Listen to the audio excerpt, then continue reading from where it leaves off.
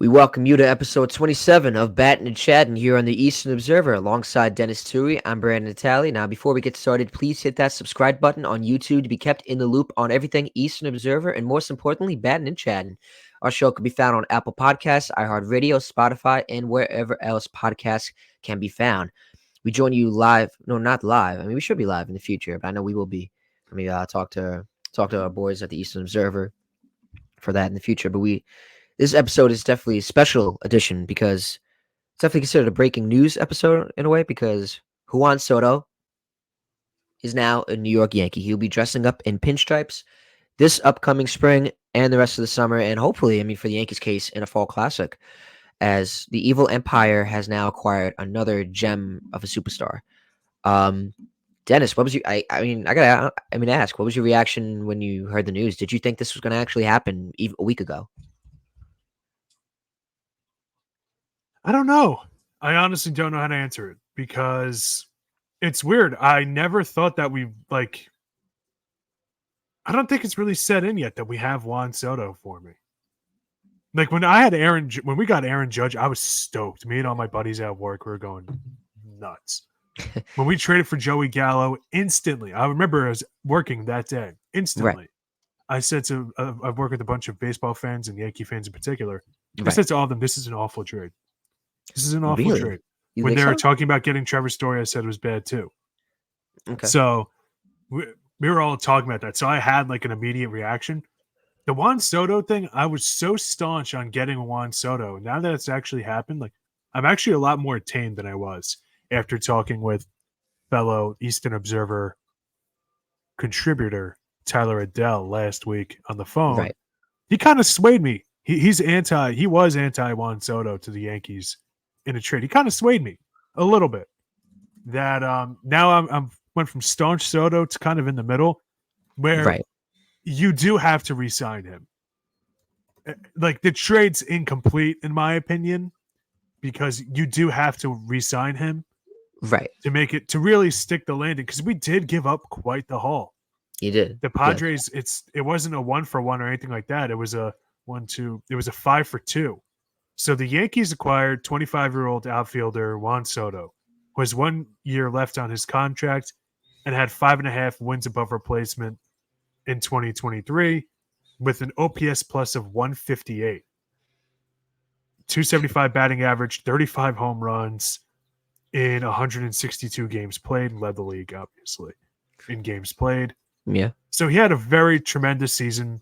He finished top 5 in MVP voting in the COVID year, 2020. Finished second in MVP in 2021. He's had outstanding seasons. He has not struck out more than he has not struck out more than he's walked in any season since 2019. The only player to do it more than once. Yeah. In that time frame, and also the only player to do it consecutive years, especially every year. So he's got tremendous plate discipline. He's a lefty with power and contact. So he's exactly what the Yankees needed. I always felt like he reminded me a lot of, maybe it's the name. He always reminded me so much of Juan Gonzalez, Juan Gon. Okay. Love watching him play. Love watching him play. Light tower power, 25 years old. For a young corner outfielder, hasn't really stolen bases throughout his career. His career high was 12, which he got this year, and tied for his most in 2019 when he also had 12.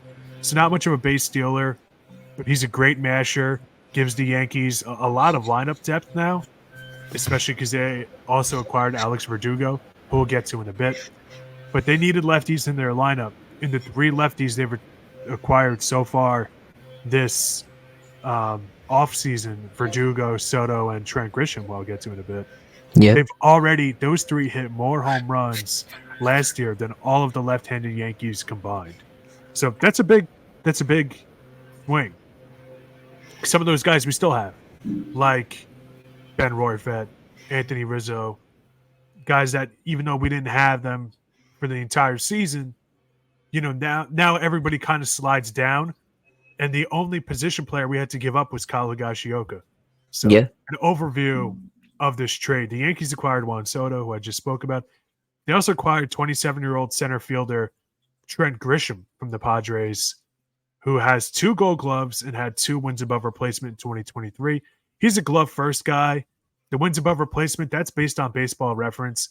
Fangraphs, they have a higher emphasis on defense than Baseball Reference. Right. So it can differ depending on where you're looking. So I'll just, for the sake of argument, I'll pull it up to see if it's drastically different what he had last year. And it probably is if I had to guess. But yeah, it was that's exactly what you need because they don't have a true center fielder. Aaron Judge has shown in the past he can play elite center field. But Trent Grisham, 2-time Gold Glover, obviously that's the kind of guy you want. So if you want to get Aaron Judge off his feet, or maybe you kind of just look at it as, well, all right, so he had last year he had a 1.7 wins above replacement total on Fangraphs. Okay. So about the same. If you're looking at it as, so your outfield is going to be Judge in center, Soto in left, Verdugo in right, or Verdugo in left, Soto in right, whatever. You could kind of slide one of those guys out, put Judge in the corner outfield, save the bat, and bring in the defensive Trent Grisham. So that's fine. They have options now with that. I like it. 27 years old. He's a free agent in 2026. So you have, not an astronomically long time with him, but decent enough for a bench player. And what we gave up is a lot. So we gave up Michael King, right-handed pitcher, 28 years old, free agent in 2026, coming off a season in which he pitched a 2.75 ERA with 3.2 wins above replacement. We also gave up 23-year-old Drew Thorpe, whose full eligibility has yet to play in the majors, led the minor leagues in strikeouts with 882 across 139 and a third innings pitched. Among minor league pitchers who made at least 20 starts, his 2.52 ERA was the third best, his .98 WHIP the second best, and his 199 batting average against the third best. So we got at worst a top 3 starting pitcher in the minors, but that we had to give up. Okay. That's going to hurt. He can also play positions. He can play the corner outfield as well. I think he's going to be a full-time pitcher. That's what everybody was saying. So I'll take that for what it's worth. I don't follow the minors as much as other analysts do. Then we also gave up Johnny Brito, right-handed pitcher, 25 years old, free agent in 2030, 4.28 ERA in 2023. 2030. Keep him. Randy Vasquez, 25-year-old right-handed pitcher, reliever, free agent in 2030, 2.87 ERA in 2023. He was pretty good out of the pen for us. I liked him. And then this one kind of stinks. Kyle Higashioka, 33-year-old free agent in 2025, catcher, -3 wins above replacement in 2023 based on Baseball Reference, 1.7 wins above replacement on Fangraphs, and I think he had a 13 defensive wins above replacement. So he's excellent at pitch framing. He was Garrett Cole's personal catcher. He can speak Japanese, Spanish, English, and I think maybe even another language fluently. So he's kind of a jack of all trades, great clubhouse guy. That kind of stings. You kind of want that guy around. I was just saying on another program for another company yesterday that we were all hoping that Jose Trevino would go and we'd keep Higashioka. That's what we had predicted.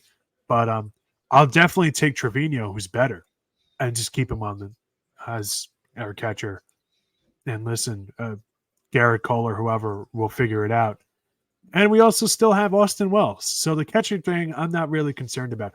Giving up Michael King and Drew Thorpe, that really stinks. That I'm not too happy about. One young-ish pitcher and Michael King and another 23-year-old phenom. That you don't love to hear it. You don't love to hear it, but you got to do what you got to do. So I'm curious the way this season's going to shape up. And that's not the only move the New York Yankees made. The New York Yankees also acquired outfielder Alex Verdugo, in a interdivision trade with the rival Boston Red Sox for right-handers Richard Fitz, Greg Weissert, and Nicholas Judice. Richard Fitz and Nicholas Judice I'm not too familiar with. They're two minor leaguers. Greg Weissert, I am very familiar with. He was on the Yankees last year and was not very good. Across 17 relief appearances, a 4.05 ERA, 0.2 wins above replacement. It is what it is.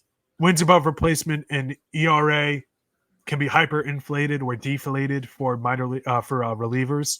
So I don't know how I should feel about it.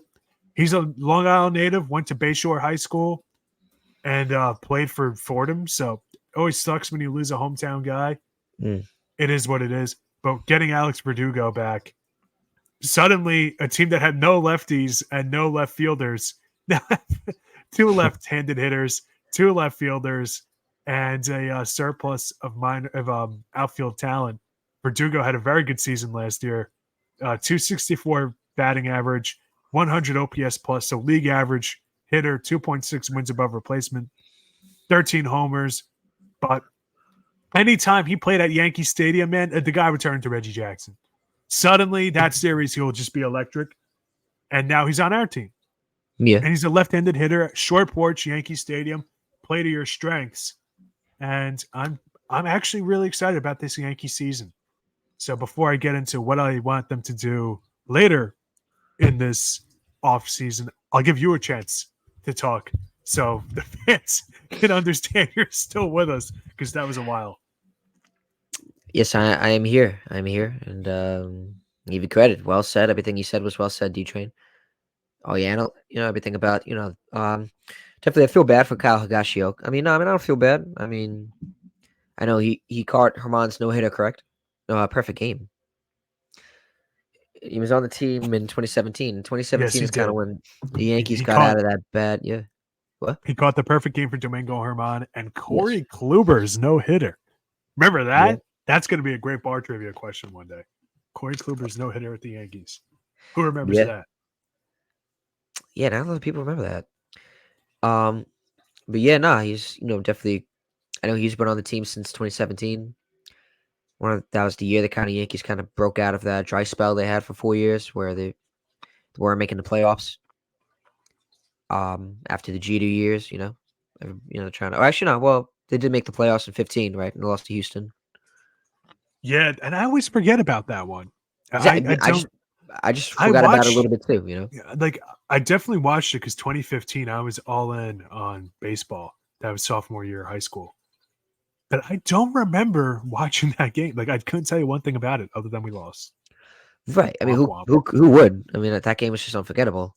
So I feel like that was, that's. As long as you got Trevino, well, they could definitely got depth at the catching position. So you can see they got Trevino and they got Wells. So hopefully those players could put it together.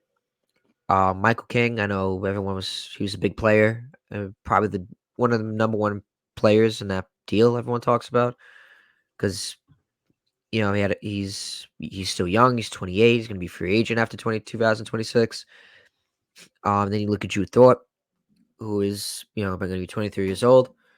Had a great minor league year, as he had 182 strikeouts and only 139 and a quarter innings. In 20 starts, though, he had a 2.52 ERA. So I feel like the Padres definitely got a decent amount of prospects. As Juan Soto, I remember he turned down a deal with the Nationals. The Nationals wanted to lock him up for like $300-400 million, and he said no. I don't want to stay here. So what's up? One thing to throw out about that though, the biggest reason why he turned that down was because the reports, the Nationals owner died around that time. And there was uncertainty if that ownership group, that family, was going to sell the team. That's why he turned it down. He actually liked playing for the Nationals. So who knows? He just didn't know the future with the team. But yeah, he didn't know the future of the team. But it wasn't that he wanted out of the Nationals. It was just he didn't know if they wanted him. So he figured, might as well play for a winner until I'm a free agent. Which I get. I totally understand that. Good for him. But I definitely think so. I mean, but either way, like it just didn't work out with the Nationals. The Nationals got a boatload of prospects from the Padres. I feel like it sucks. I mean, definitely sucks a little bit for the Padres because I guess they thought that he was like a winning chip to them because after all the free agents they had Bogarts, they had Machado, Musgrove, even Blake Snell, the players they have, Wasa Kim, if I say his name right. Yeah, Um, Baseon Kim. I did say it. Yeah, Okay, good. you got it. Um, so I feel like the Padres definitely thought that this was going to be a year they were going to contend, and Soto was going to be one of those main pieces. Obviously, it didn't work out. And even when Soto got traded, it was said that no matter what, you trade for me or not, I'm going to test the market. So now the Padres figured, hey, you know what? Let's see what we can get. We'll listen to offers. Yankees stepped to the plate and they made a splash. The one thing, and like I always tell Yankee fans, is like I said, some Yankee fans, and not all Yankee fans, there's some logical that are telling me like, hey, yes, I'm excited, but I'm not because he's not really locked up. Like I get it, and I understand. Like with some fans, and there's the other fans that are telling like, oh, like if this means getting us a chip, I'm all for it. Like really, you telling me like that's like you're giving up almost a whole farm just to for 1 year? Really? So I'm just saying, if I'm a Yankee fan, I'm hoping that you guys at least have the opportunity to lock him up because maybe he changes his mind. Because hey, the Yankees are the Yankees. So Scott Boras, and I know you said Scott Boras said something about how they're willing to listen. Yeah. You know, so like I said, I'm just saying, if like the trade was great, like good for them. Like it's going to be great. The Bronx is going to be booming. Like I can already see because I've been to a couple Yankee games over the past couple of years. As a Met fan, I've seen the atmosphere. It's electric. It's the fan base is nothing like it. You know, it is a different atmosphere. Like they could be like it's April and it sounds like it's like when I went to the Jet game in 2010. Like 2010, and I know I don't mean to bring them up, but like I said, they were great at the time, and the Jets are never that good. You know, and as a Jet fan saying that. So like, but at that time they were doing really good, and every second like it sounded like it was like all the decibel levels was like at 100 or like 110. That's what it sounds like when I go to a Yankee game. It literally like the atmosphere is electric. It's decibels are 100. The passion the Yankee fans have is like no other. I'll give them credit for that. So like I said, when Soto steps to the plate, home run, the place is gonna go nuts. You know, I don't know if it was like this when Stanton came. I know when Stanton came, it was a big deal. So I mean, like I said, I good for the Yankees, but like I said, just hold your horses because, like I said, so far he's ready to go to the market. He said it, no matter who trades for him. So if you guys can extend him, it's definitely a win. Dennis, I'll let you take the floor for a second. That's kind of how I feel. That's exactly how I feel. Like we do got to get him, even if we win this season, which is always a big if. You got to think like the trade's still incomplete because we don't know how good Drew Thorpe is going to be, and we could also turn around and say, well, who knows, Drew Thorpe? Maybe he's just one of those guys that dominate the minor leagues and can't figure it out in the bigs. That's fine. But Michael King had a tremendous season last year for us. Now the Yankees have a 3-man rotation, 4, I guess. Mm. Garrett Cole, Carlos Rodon, Nestor Cortez, and Frankie Montas, who has not been very good for the New York Yankees. And I'll just pull up the stats so I'm not talking out of my got my laptop. So I'm not talking out of my rear end. He played in one game last year, 1.1 innings pitched. He was coming off an injury. Fine, I won't bust his chops about it. Throughout his career, across 130 games, a 3.9 ERA and a 7 WAR, an even 7 WAR, 37 wins, 35 losses. Some bad Oakland teams. I'm not gonna kill him for it, but yeah, man, I'm just his best season came in 21 with Oakland. So actually, I shouldn't really say bad Oakland teams. Some bad White Sox teams, but not bad Oakland teams. 32 games started was the most he's ever started, most in the league that year in 21. 3.37 ERA and finished 6th in Cy Young that season. That was his age 28 season. He's going into his age 31 season. We'll see. We'll see what we can get out of him. Let's see what we can get at him. But his approval rating with Yankees fans is certainly low, as is Carlos Rodon, who's never healthy. Nestor Cortez has had some injuries. A lot of injuries last year, so we don't know if 22 was an aberration or what we could expect to get out of him, where he is a dominant starting pitcher for us and playing in the All-Star game. I don't know. I don't know. Like this Yankees team, this can't be what's it. And then call up guys from the minor leagues. We need starting pitchers. Whether if it's Yamamoto, whether we make a move for Blake Snell, I doubt it. I haven't heard anything about that. Or Michael Lorenzen, or some other guys, maybe a reunion with Jordan Montgomery or James Paxton. Who knows? But we do need to fill out the pitching rotation. The bullpen I'm never concerned about with the Yankees. The Yankees have dominated bullpens since the 1970s. We've always had dominant bullpens. I'm not concerned, and I'll knock on wood. But I this can't be it. The lineup, I actually really like this lineup. That's projected to be leadoff DJ LeMahieu, Aaron Judge, Juan Soto, Stanton, Verdugo. Yeah. And I forgot who they had sixth when I saw the graphic earlier. Oh, Rizzo. I think that Rizzo and Verdugo might be switched. And then Torres, Trevino, and then lastly, Volpe. That's a pretty good lineup. Not great. Like not, 1998 Yankees or some other like great historic teams. But that certainly gives the protection to Judge and Stanton that was needed. Because now everybody slides back. DJ LeMahieu clicked last year towards the end of the season. He started off horrifically. And then Sean Casey was hired as the hitting coach, turned things around for him. Sean Casey will not be returning with the New York Yankees. But hopefully some of those habits, some of those drills, whatever he did, DJ will keep up with. He's always had the reputation of being a hard worker and someone who takes the game seriously. So I have confidence in that. And he is going to be the Yankees starting third baseman, which means we'll still have Peraza on our roster. We didn't have to trade him up. We didn't have to trade Everson Pereira. We didn't have to get rid of Dominguez. Like we kept all of our position players that we wanted to hold on to. We've kept so far. And we still have a trade piece with this season being the last season for Verdugo, if I'm not mistaken. So we have options. We have plenty of options. Oh, yeah. No, you guys got plenty of options. I mean, because definitely, what was I going to say? Like, yeah, you definitely got pieces all around. I mean, the trade that definitely shocked me was Verdugo.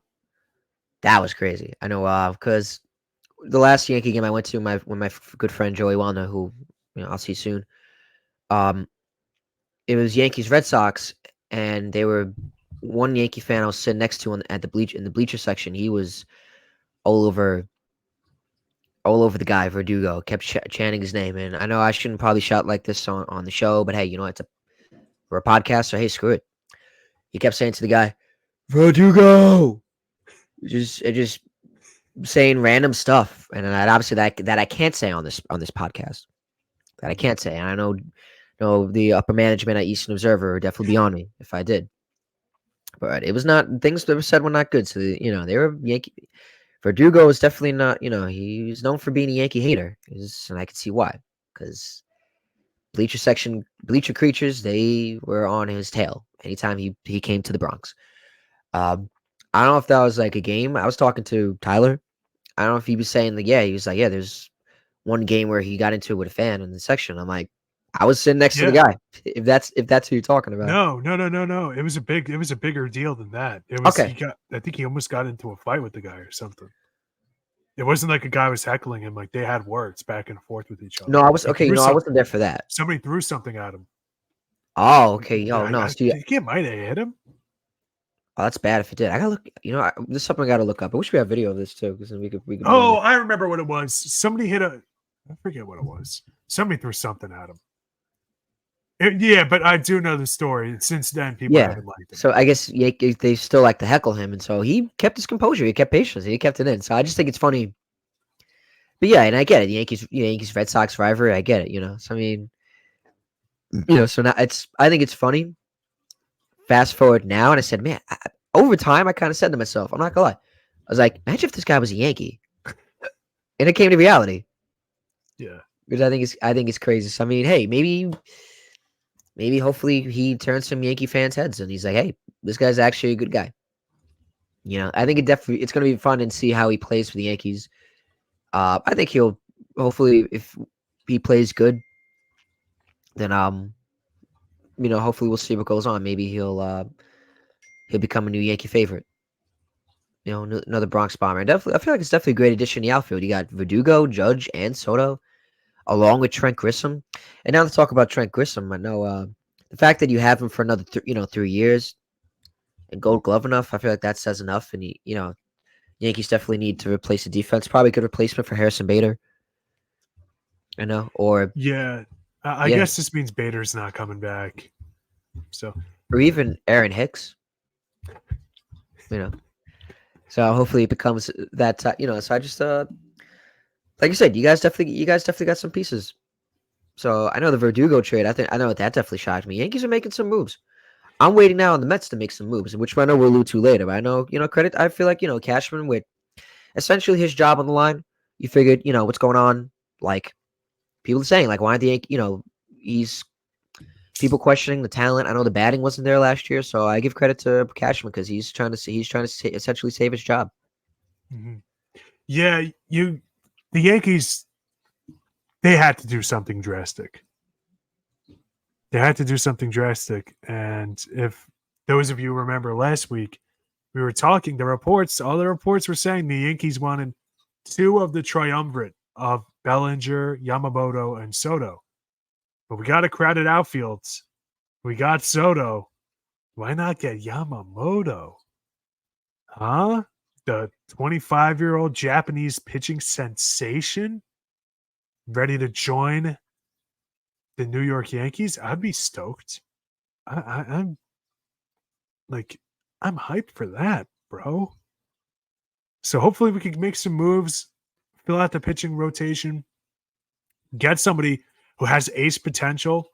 Right now, Yamamoto, what I had seen, I don't know, you never know how true any of this is, but what I had seen was rumors of 10 years, 300 million for a guy who hadn't even pitched in the Yankees, in the Major League Baseball yet. So I'm a little skeptical of that. I don't want to give $30 million a year to a guy who's never pitched in the bigs, in the US at least. However, the upside is there, 25 years old. Why not? Why not? The track record of Japanese pitchers, or really any Asian pitcher, has always been extremely high. It usually takes them a year to get used to the different ball. The ball's different. But listen, man, you go back to Hideo Nomo, go back to any of them. They've all done extremely well, save for, I guess, like Che Yugawa, who was on the Yankees years ago, is the only one I could think of offhand that was bad. There's been guys, a lot of Asian hitters haven't panned out. To be honest with you, a lot more haven't panned out than have had success. But for the pitchers, almost all of them have had success. Maybe a year here that was very good, and then some other bad years, but flash in the pans. But overall, they've trended to be very good. So for this dude, who everybody's been all over, man, I can dig it if they get Yamamoto. And Yeah, this is insane. the Mets are in on him as well. Yeah, this is the first ever sort of. I don't know if we've said it on previous episodes. This is the first ever Yankee versus Met free agent battle in a while. Like, can you remember the last Yeah, time they've had that? I can't think of any. There have been plenty of guys that the Mets and Yankees have played for both. The Yankees had Darryl Strawberry and Doc Gooden. The Yankees got David Cohn. I'm trying to think of some others, but guys that have probably hired guns in the past. Ricky Henderson was a Yankee for a while, then went to the Mets for a little bit. Right. Gary Sheffield, I think, might have gone from the Yankees to the Mets, or maybe there was a team in between there. He played for a bunch of teams. But like actual bidding war, Yankees Mets going in, nothing I can remember. Mostly because they haven't. Let's be honest, they haven't been contenders at the same time for a while. So Right. we'll see. But I think certainly it's is exciting. it definitely is it definitely is really exciting because I mean everyone's having this guy holding this guy to high regards, and now people are saying he's going to get almost $300 million potentially. There's like 7 teams that are going after him, so whoever lands with him, you must. I feel like it must show that your team is special in a good way, because I saw something where it's going to come down to the Mets and the Yankees. I got to find out where that came from so I can credit that. So I mean, Yeah. it's definitely going to be interesting. Both teams, they both teams do need him. I feel like the Mets definitely have more the edge because they got to. He said he wants to play with another Japanese pitcher, a Japanese player. I believed he played with Senga over in Japan. They were teammates, and you know, it's good the Mets landed Senga last year because now they show they can land like other foreign free agents from outside the country, and so and obviously you can see the success that Senga had with the Mets last year. You know that when you come to the Mets, you're still going to retain, have that same success that Senga had. You know, and I just think I feel like he would love it in Queens. Imagine that rotation with Quintana, Senga, and Yamamoto, and then Severino. Hopefully, Severino comes to decent form, and I just hopefully this is something the Mets could land. I mean, because I know they said they have a plan B. If they don't get him, I would love Jordan Montgomery. Like either way, I think they could still make it a possibility for him to land him, but it'd Maybe be it's Blake interesting. Snell. Or Blake Snell. But I feel like the Mets would need another lefty pitcher because David Peterson's out like 6 to 7 months. That's sort of technically Snell one. is a lefty. Is he? Okay. So Yeah. then, all right, then get Blake Snell. Now that like we're talking about Blake Snell, do you find it weird that there's been no news on him whatsoever? I haven't seen a single estimated figure, not a single. These teams are rumored to be in on him. Nothing. Like, and maybe Yeah, I've really? just been missing it, but I haven't heard or seen anything about Blake Snell yet. Have you? Not to my knowledge, but I think it's just the winter meetings. Everything's. I feel like it's been a little slow. I feel like the Soto news. I mean, not, it hasn't been slow, but I mean, baseball free agency. I mean, obviously we know it's not as fast as maybe the NFL or the NBA. It's it takes its time, and I know Yamamoto. Like I don't. He's not going to get signed this week. I mean, unless something shocks me, but it's just going to take a long process because right now he's in the U.S. currently visiting with other teams such as the Red Sox, the Cubs, those teams, and you name it. So I mean, it's just definitely going to be very interesting. Yeah. So I did just look. The Mariners were linked to him. He's a Seattle native. The Mets were linked to him, and the Phillies were linked to him. Blake Snell. So we'll see. You guys are also linked to Jordan Montgomery and Yamamoto. Eduardo Rodriguez signed to a 4-year, $80 million with The Diamondbacks. yeah. I like it. So he's off the list. I like that. So I'll talk about it. I have that on my little chart here. 30-year-old left-handed starting pitcher Eduardo Rodriguez is leaving the Tigers to go to the Diamondbacks for around 4 years, $80 million, 3.5 wins above replacement, and 3.3 ERA in 2023. And yeah, he had a nice season until he got injured. But yeah, dude, he was nice. He was nice last year for them, the Tigers. He had 2 years with them. And yeah, last year was a career year for him, so we'll see how that pans out. Didn't get any Cy Young votes, which is shocking to me because he did have a very good season. He just got hurt. Right. Sometimes writers like to, just kind of respect. Oh, here we go. I don't want to go back to the Yankees I kind of want to move on, but I'm watching MLB Network. This is on high heat. The potential 2024 Yankees starting lineup: LeMahieu, Soto, Judge, Rizzo, Torres, Stanton, Verdugo, Wells, Volpe. It's different than the one they had an hour ago on high heat, but on hot stove. But whatever. So, yeah, okay. There's that. But Eduardo Rodriguez to the Diamondbacks, I like it. They made the World Series. Now you gotta, the Snakes gotta bite back. They gotta bite back. Now if you're trying to be a contender, you're trying to run with the big dogs, you gotta make moves. And this is a move in the right direction. So what are your thoughts on the Eduardo Rodriguez deal? Yeah, good for Eduardo Rodriguez. Definitely landed a good deal. 4 years, $80 million. Diamondbacks coming off a season where they just made it to the World Series. Had a great playoff run. I feel like it only adds on to their team. Hopefully they don't lose any, key players in free agency. I like the move for them. Definitely fits right in their rotation. You got, Zach Gavin, if I'm correct. Gallon. Gallon. See? Probably thinking of Pavin Smith, one of their other players. No, you good. So and I know he had a great year. I know he denied a trade to the Dodgers. Mm-hmm. That is interesting. But yet he's going to the Diamondbacks. I mean, it sounds interesting. Maybe it just wasn't. He didn't see himself as a fit. Maybe he liked himself in Detroit, where he was. It's definitely interesting. Oh, let's see what Cooper said.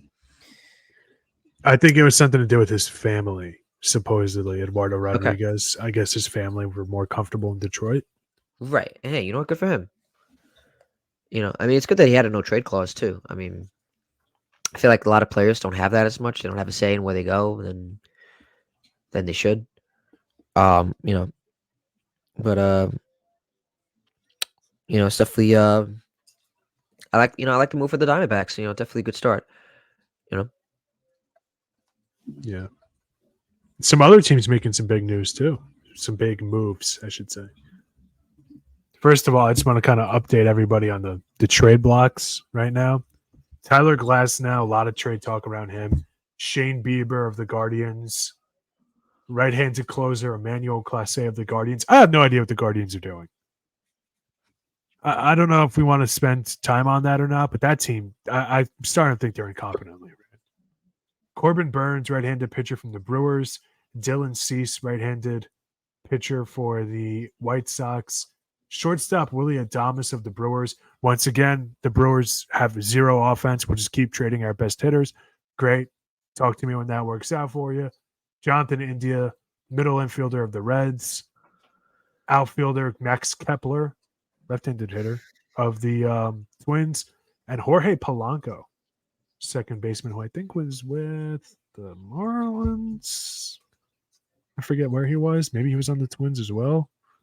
Forgot where he ended up last year. But that's the trade block right now per MLB Network. Okay. I don't know. I have no idea what the Guardians are doing. Their two of their three best players are on the trade block. Shane Bieber and Emmanuel Clase. I don't understand it. Their division is totally winnable. Just with the free agents that were whatever. A payroll that's less than guys were making last year. They had a lower payroll than Max Scherzer last year. They just never spend money. Okay. All right. I don't want to hear anything about small market teams or any of that crap. You have ample opportunity to do things, and you just choose not to. Why haven't they won a World Series since, the 40s or 50s? Something like that. The longest drought in MLB right now. Okay. Once again, let me know when that works out for you. Yeah.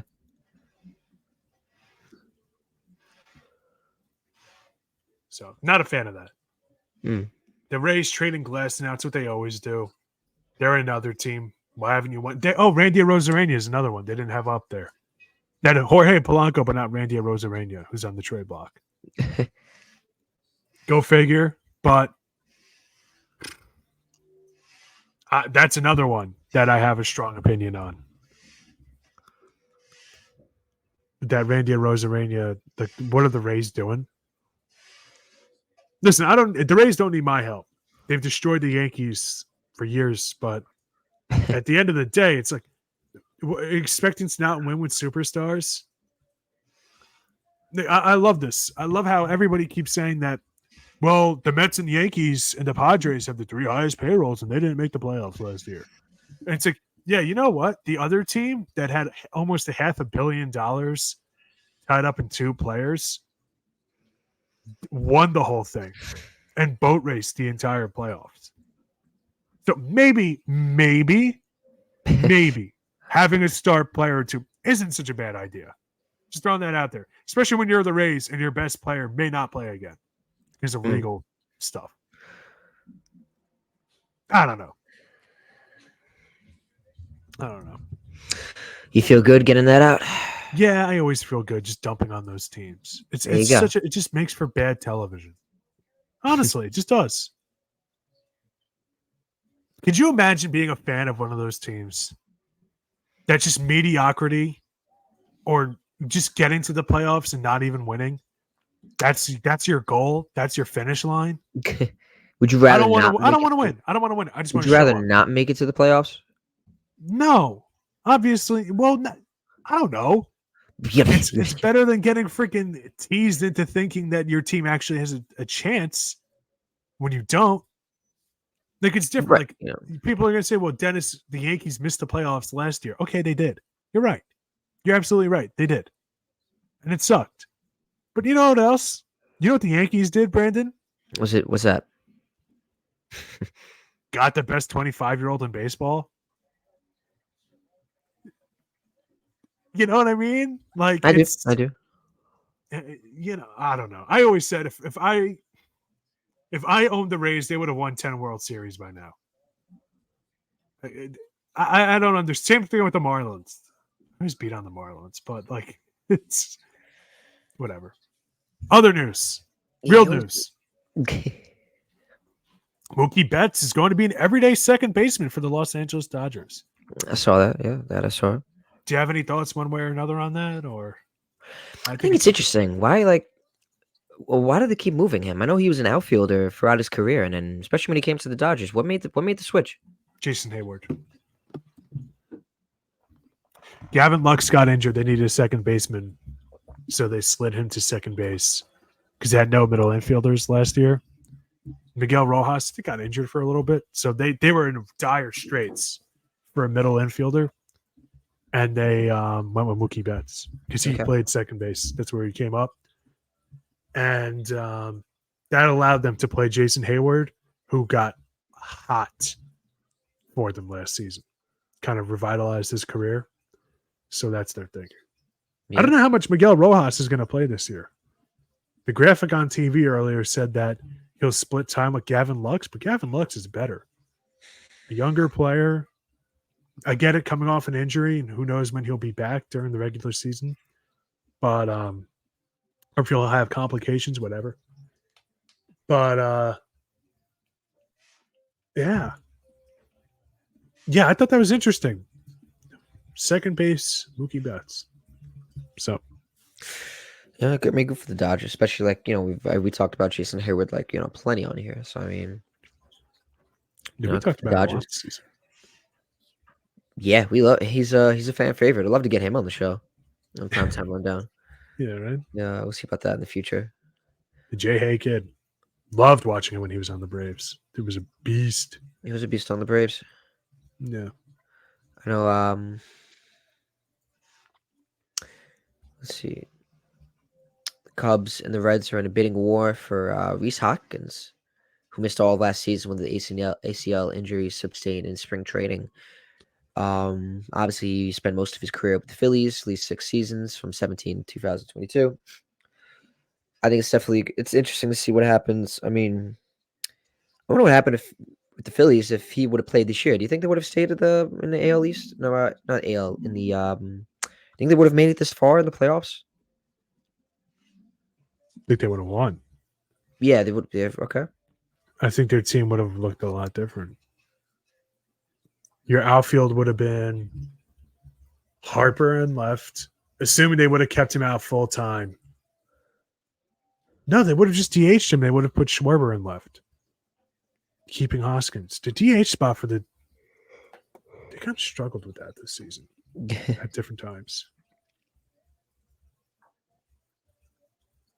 Yeah, their team would have been better because it would have been the same team that made the World Series, except with Trey Turner on it, Right. who was not very good for much of the season. But yeah, that's interesting to think about. Like that's a real sliding doors moment for them. Now that it looks like they're just moving off of him, but you had the opportunity to bring back Bryce Harper to left field. He wasn't a bad defenseman at all. I think one thing is so bring back Rhys Hoskins. I don't know. I think yeah, that would like I have said, been in the cards for them, but evidently not. Right. Back to Soto, and I don't mean to bring because I feel like one thing we didn't touch on about is about because now we're just getting reports that Cashman just said that this an extension has not been discussed. Cashman understands Juan Soto could be a short-term situation. I feel like we didn't talk about it enough because I know I was talking about it with Tyler yesterday. Scott Boras, he really holds a lot of the cards in baseball, in the MLB. I don't feel like it's really talked about enough. He represents a lot of players in baseball. He represents Michael Conforto. Not any disrespect to his name, but I'm just saying. Like, really? He even represents Michael Conforto. Like I never thought I'd hear someone say that. Well, I mean, because you got players like Bryce Harper. He gets all the superstar players. Mm-hmm. Even Pete Alonso's now his agent.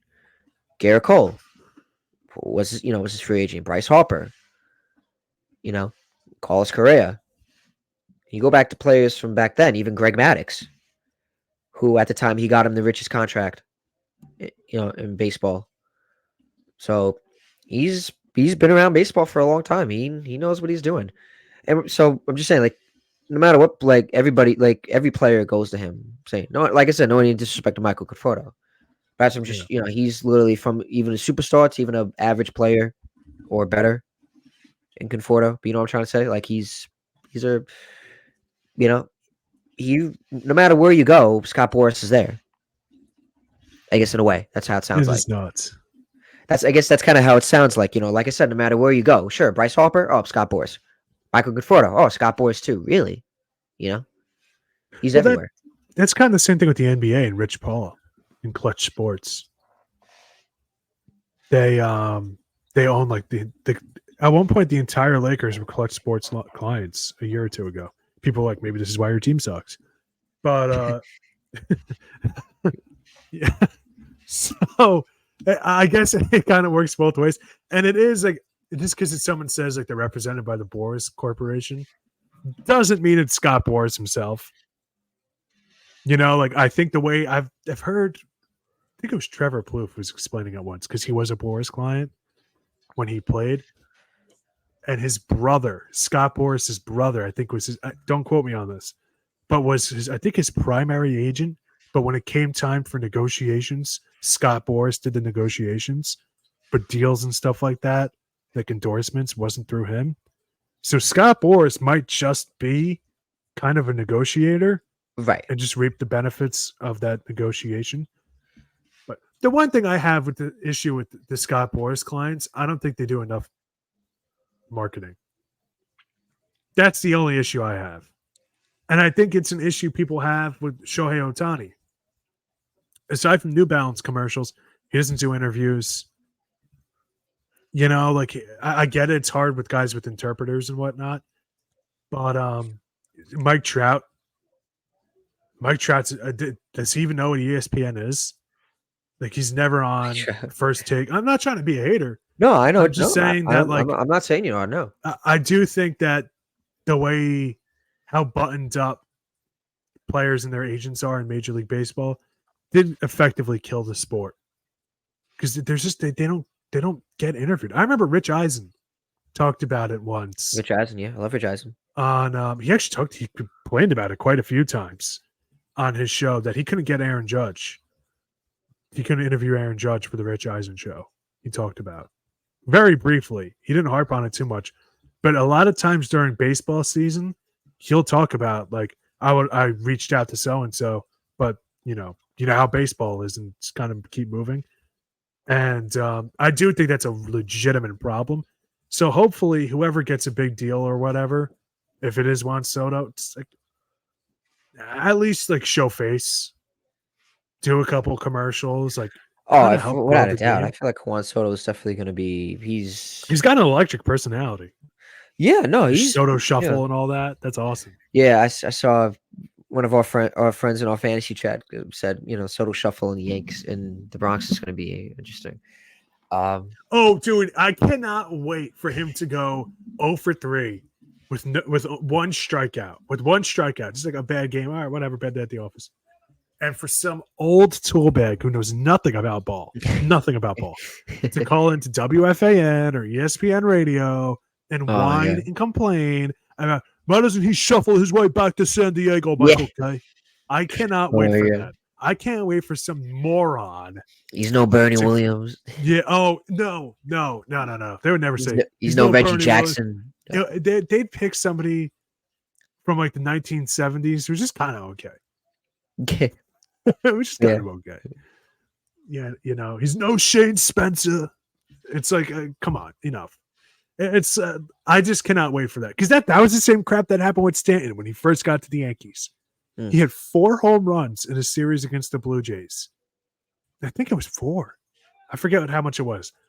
He went 0 for 3 or maybe 0 for 4 or 5 against in the home game. His first home game as the Yankees. Everybody was booing him instantly, and I was like, "Hey, this is why we can't get free agents, guys." But we're harder on our own players than the other guys. Just we have it all backwards. But That's very true. You guys are very hard. it's so stupid. It's so freaking lame.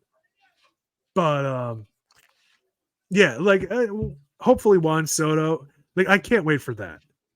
Actually, I should say I can wait.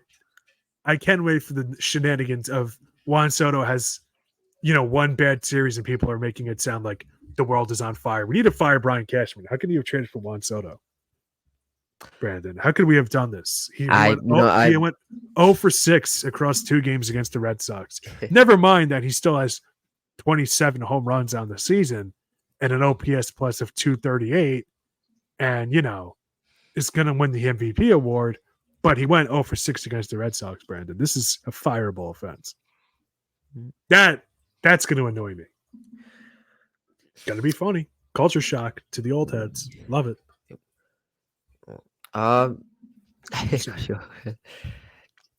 Yeah, no, everything you said was just well said. It's definitely going to be interesting. I like to see what happens with the Soto. Soto Soto shuffle. He's definitely got a good. That's what I want to get onto. He's definitely got a good personality. I feel like he definitely fits well in New York. I remember even if he went to Queens for the Mets, it would have been good. Yeah. Because he even said it. He likes playing in New York. Whether it's, I think he said he was talking about Queens. Like he said he likes playing there too. I feel like when players say that they like playing there, they don't mean like they like visiting playing. It doesn't mean like they like, want to go to your team. Like, oh yeah, I love playing in Queens. That doesn't mean like, hey, I want to sign like a 10-year, 300 figure, like 7-figure deal with you. Like, I mean, yeah, like I like playing for your team. But I feel like in Soto's case, I don't know, like I feel like he'll like playing in New York because he likes playing in New York. Anytime I've gone to games and I've seen Soto, whether it's this spring with the Padres when he was on the Nationals, like he doesn't mind, like Mets fans don't heckle him bad like maybe a bleacher section would. Sorry to the bleacher creatures out there. But I'm saying, like, he definitely fits well with the crowd. Like he knows, like he's used to like that noise of the New York just atmosphere. I remember one guy was like, hey, like he was saying something to Soto in Spanish when he was on the Nationals. He's like, hey, come to Nueva York. Like, tell him to come to New York. And Soto didn't really say anything. He was just kind of just like standing there, like, focused on the game. I doubt he probably was paying attention. But you know what I'm trying to say? Like Soto definitely has the personality to fit in the New York, New York market. Yeah. Oh, totally. His jersey. I don't know what his number is going to be if that's been revealed yet, but I do know his jersey is going to be selling like wild. Oh, yeah, I thought that too. It's going to Oh be my selling, and like I god, said, it's good for going to be Cashman because I know selling. Steinbrenner's They'll make pockets are that going to money keep back quick, Steinbrenner's especially pockets are going to keep going up. especially the Dominican piece, where it's just like let's be honest. If you ever go to Yankees games, a lot of Dominican fans. So Yeah. Oh, whose yeah. jersey are they going to buy? I think that was the same thing with Cano years ago. Everybody had a Cano jersey. Everybody. Yeah. When you're walking to the game, oh my god, it's like every other jersey was a Jeter or a Cano. Mm. So I don't have the stats for it, but it certainly seemed like he was one of the more popular players. Yeah, another Dominican guy. That's So crazy. Speaking of Robinson Cano, I haven't heard his name in a long time. he's playing in Saudi Arabia right now. He's still playing? Him and Bartolo Colon are in Saudi Arabia with Didi Gregorius and Pablo And Sandoval. oh, right. Bartolo No, Colon just had like a nice little outing in the Saudi Arabia League. Robinson We got to Cano. go to Dubai. We got to go to Dubai, That's a Brandon, fun to watch travel. Maybe we'll baseball. do that. I'll consider in the future, Dennis. That's something I would love to consider in the future. We're not in Flushing anymore. This is not Flushing anymore. This is not the Bronx. This is definitely not. That's something we'll consider in the Guys that are future. completely Yeah. washed, making $500 million probably. He had a great year Wow, in '06. Cano. He was hitting like 342. so good. He was great. He was so good. Oh, Yeah, he's the best. Save for like steroids, he's the best second baseman I've ever seen. Unbelievable. Unbelievable. People were saying like Jose Altuve, whatever. I have my opinions on that. But Cano and Chase Utley, the two that I felt like they were better than everyone else at that position. I saw Cano a lot throughout his career. I remember I saw him with the Yankees in '11, and I remember when he was on the Mets. I remember the first game I went to in 2019. He had a home run in that game. I remember that was when Pete Alonso also hit his first home run. That was when they played the Nationals. For the first time that year. That was their second home game of that season. It was a lot of Met. That was probably my favorite. Honestly, that was probably my favorite season, besides maybe 15 or 16. Or even I don't know. I like last year, but it didn't. Last year was fun. 2022 as a Met fan, it was fun, but like it just I don't know the way that it collapsed at the end. It just sucked because they should have won the NL East and they just stay in the Met fashion. They didn't win it. So I mean, yeah. Do you think if you guys won the division in 22, do you guys think you would have gone all the way? I don't know if we would have gone all the way. I feel like it would have been a good battle between the Phillies. It would have been, I mean, such a fun maybe series. they would have made it to the. It's a good question. It's a good question, but Dennis, we're never gonna know. We're never gonna know. There were two other deals we haven't talked about yet. Out of Let's bring the them up quick before American League East, 35-year-old right-handed closer Greg Kimbrell is headed to the Baltimore Orioles on a 1-year, $13 million contract. He had a 1.8 ERA, a 1.8 wins above replacement and a 3.26 ERA last season with the Philadelphia Phillies. And he is going to be replacing Felix Bautista as their closer, as Bautista is going to miss, I think, the entire season with Tommy John surgery. Maybe he'll be back at some. I don't think he's missing the entire season. And out of the National League Central, 30-year-old third baseman Jamer Candelario is going to the Reds for a 3-year, $45 million contract. He had a 2.9 wins above replacement and a 119 OPS plus in 2023 for the Washington Nationals and Chicago Cubs. I think I read that the Reds have already spent $80 million in free agency. Who did they get? I haven't seen. Oh, Nick Martinez, I guess. I opened it up and literally the first thing on this ESPN page is Reds bolster rotation with Nick Martinez. No idea who this guy is. 2 years, $26 million. That's a kind of a good player. Who is this guy?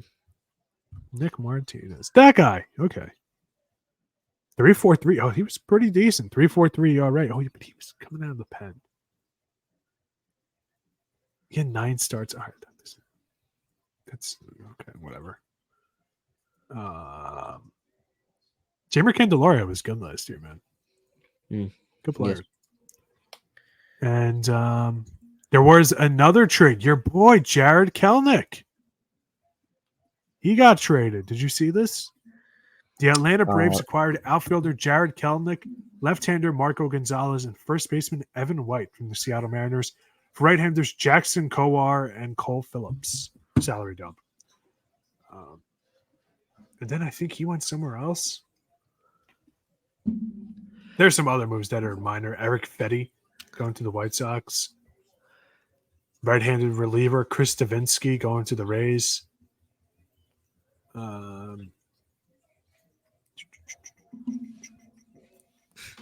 One of those guys got flipped.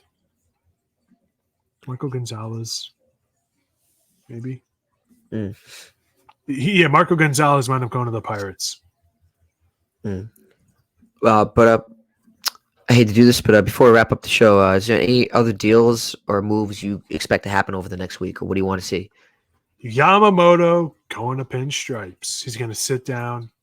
The Yankees have a meeting with him Monday. Hideki Matsui, who works in our front office, he's probably going to be there. The Yankees, they know what that Japanese money can do. Bruh. I remember when they had Matsui and Ichiro and Tanaka and a few other guys, the Asian advertising, they made so much bank off that. So much bank. It's the reality of it. Yeah. We'll see. Business. We'll see. It is a business. Ohtani, people are saying Ohtani's going to go by the end of this week. Who's your Ohtani team? Who's your O team?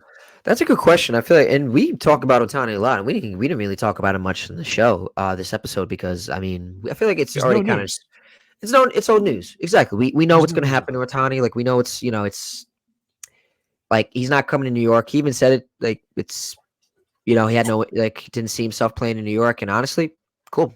All right. Well, we should have best of luck. It's good for us. You know what I mean? I don't know why that is. What do you mean? I kind of want to know why, but nobody's talking about his freaking free agency at all. Dave Roberts talked about it. Now people are saying the Dodgers might be out because Ohtani said, if you talk about it, I'm not going to play for you, which is kind of a diva move. Just saying. Yeah, look, I don't know. I want to know why that is, because the Yankees have always treated their Asian players extremely well. I think he just wants to stay in the West Coast. Chiricahua. I think he's a West. I think he just wants to stay in the West Coast. But the Red Sox and Cubs are still in. As are the Blue Jays. The only West Coast teams that are still trying to get him are the Angels and Padres. The Angels if that's the case, then yeah, it's interesting. Why isn't he coming to We'll never know. I don't know, but hey, I think it's good. I think the Mets needed to focus their priorities on other players. I love Ohtani, but he definitely comes with some flags. I'd rather have the Mets avoid that. But credits to wherever he goes. They said the Angels are not out. The Angels are still a possibility. That'd be nice. The whole Ohtani sweepstakes, just for him to start where he started. Right. Back to square one. An awful thing. Back to square one. I want him to go to the Cubs. Ohtani in the Cubs uni? That'd go hard. Yeah, why are the Cubs being talked about? Nothing against them. The Cubs got money. Yeah, they want to pay Pete Alonso. Like they want to. They got that Scrooge McDuck money. Scrooge McDuck money. Especially it's the Cubs. It's not like it's a small team. No, the Cubs are not no scrubs, and obviously they didn't have a good end to their season. But hey, hopefully they acquire more players and some pieces to get them over that hump. Maybe Seiya Suzuki, kind of recruiting him a little bit. I don't know. We'll see. But anyways, is there anything else before?